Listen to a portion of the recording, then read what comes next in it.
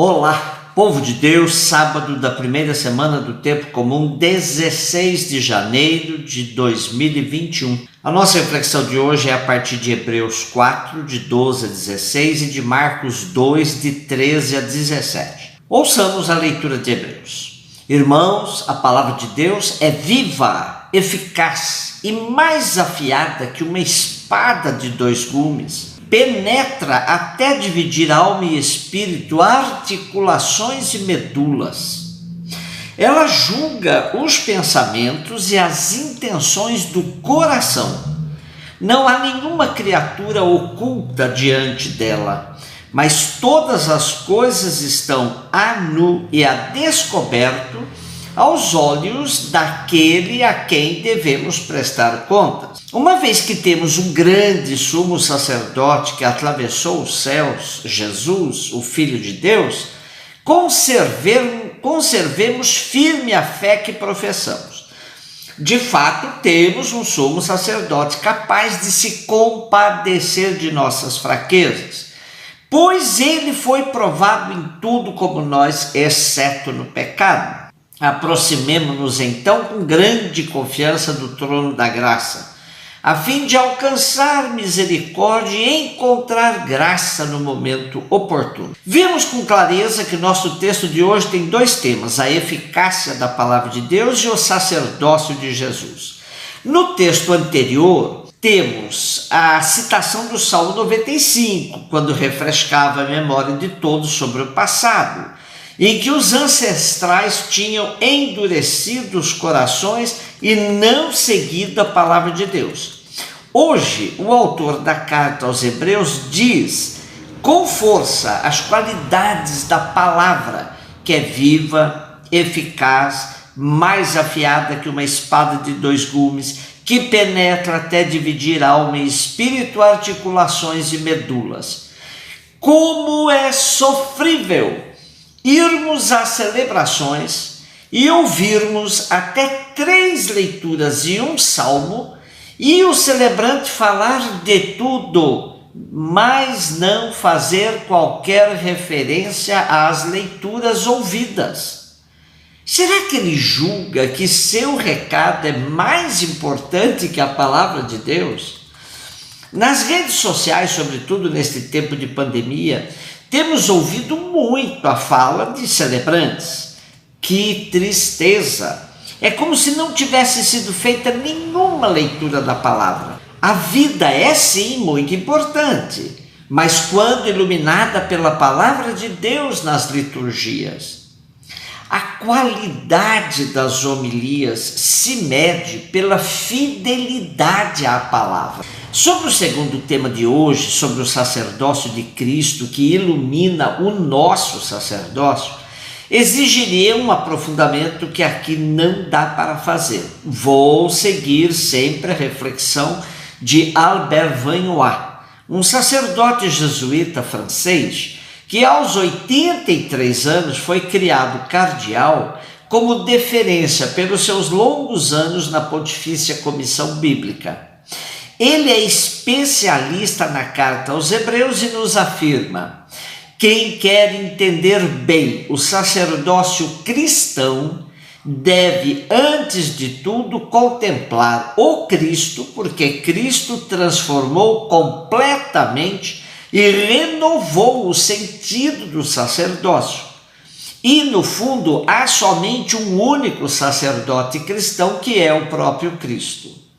Se examinarmos os textos do Segundo Testamento, observaremos que antes da carta aos Hebreus, nenhum texto atribui a Jesus o título de sacerdote ou sumo sacerdote. A tradição evangélica não aplica jamais esses títulos a Jesus, usa-os tão somente para o sacerdócio levítico e, na maioria dos casos, os sumos sacerdotes são apresentados como hostis a Jesus, são seus inimigos. Nos Atos dos Apóstolos, o termo sacerdote é aplicado somente a um sacerdote pagão. São Paulo nunca usa esses termos, isto é, nunca fala de sacerdotes nem judeus, pagãos, cristãos.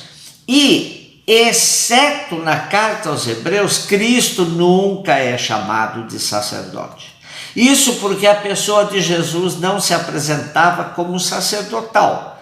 O ministério de Jesus não tivera o caráter de ministério sacerdotal. E a própria morte de Jesus não se apresentava como sacrifício ritual. A pessoa de Jesus, segundo a lei de Moisés, não era sacerdotal, porque ele não pertencia a uma família de sacerdotes. Entre os hebreus, o sacerdócio transmitia-se exclusivamente pelo caminho da sucessão hereditária. Fora dado por Deus a Arão e seus filhos. Não se podia conferi-lo a um membro de outra tribo. E mais, o evento do Calvário nada teve de sacrifício ritual. Apresentou-se antes como o contrário, o oposto de um sacrifício, pois foi uma punição legal, a execução de uma condenação à morte de um criminoso. Portanto, o sacerdócio de Cristo se aproxima muito mais do sacerdócio comum dos fiéis, pois ele sempre foi leigo, do que do sacerdócio clerical. E se aproxima do sacerdócio clerical é justamente pelo sacramento do batismo, sacramento da igualdade fundamental de todos os cristãos. Como vamos refletir sobre a carta aos Hebreus por mais dias pela frente, por hoje isso basta sobre o sacerdócio de Cristo. A carta aos Hebreus vai falar do sacerdócio em outra perspectiva, na perspectiva existencial, não de oferecer sacrifícios, mas de se oferecer em sacrifício pelo resgate da vida dos irmãos. Isso foi o que Jesus fez e nos convida a fazê-lo. O sacerdócio de Cristo se deu na mais perfeita solidariedade com a condição humana, da qual ele foi um exemplar único, igual ao ser humano em tudo, com exceção do pecado. E por se fazer um de nós, foi capaz de se compadecer de nossa fraqueza. O sacerdócio só pode ser real e cristão se tiver a marca dessa solidariedade fundamental, sobretudo com os pobres. Sem se misturar com os pobres, com as fraquezas humanas, não seremos capazes de exercer o ministério sacerdotal, pois em nossas celebrações não teremos o que apresentar a Deus. Faremos cultos vazios e até idolátricos, mas nunca um culto cristão. Marcos 2, de 13 a 17. Vamos percebendo que Marcos destaca no ministério de Jesus o ensinamento, mas nunca nos diz o que Jesus ensinava com palavras, somente com suas práticas. E assim Jesus ia atraindo a multidão, não pelo que ele falava, mas sim pelo que ele fazia. Hoje temos o chamado de mais um discípulo para compor o seu grupo, Levi. Embora Marcos e Lucas nunca tenham dito que Levi e Mateus fossem a mesma pessoa, deduz-se pelo contexto. Jesus chamando um coletor de impostos, um publicano. Daí é que se identifica Levi e Mateus. Trata-se de um novo discípulo para o grupo que já tinha duas duplas de irmãos, todos pescadores. Agora um pecador público, odiado por todos na sociedade. Era desprezado porque trabalhava para o Império Romano e se enriquecia, cobrando impostos de seu próprio povo. E quase sempre de forma desonesta, pois excedia nas cobranças. Levi era bem-sucedido na vida, pois deu um banquete para os seus amigos de profissão na presença de Jesus e de seus discípulos. Para a religião da época, o pecado dos publicanos era como se fosse uma lepra. O simples fato de estar perto de um deles contagiava a todos.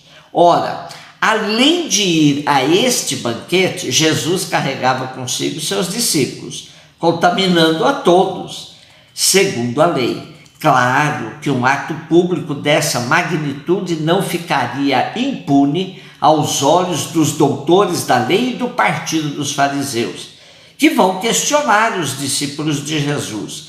Por que é que ele come com cobradores de impostos e pecadores? A resposta quem vai dar é o próprio Jesus, que também tinha ouvido a pergunta e contesta dizendo de maneira alegórica, dizendo: não são os que têm saúde que precisam de médico, mas sim os enfermos. Eu não vim chamar os justos, mas os pecadores. Podemos colocar no contexto essa resposta de Jesus e entendê-la de maneira bem contundente assim: vocês que são justos já estão salvos, não precisam de mim, mas os pecadores, esses sim, foi para eles que eu vim, para eles vou gastar meu tempo e minha vida. Jesus deixa claro o sentido de sua missão. Não iria gastar tempo com quem já se julgava salvo.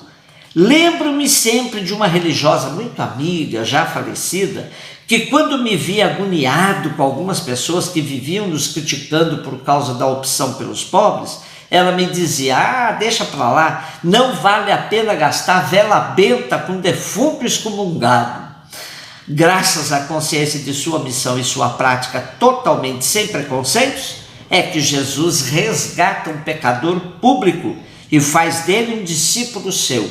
Como tratamos os pecadores públicos de hoje? Será que eles encontrariam lugar em nossas comunidades? Um beijo no seu coração.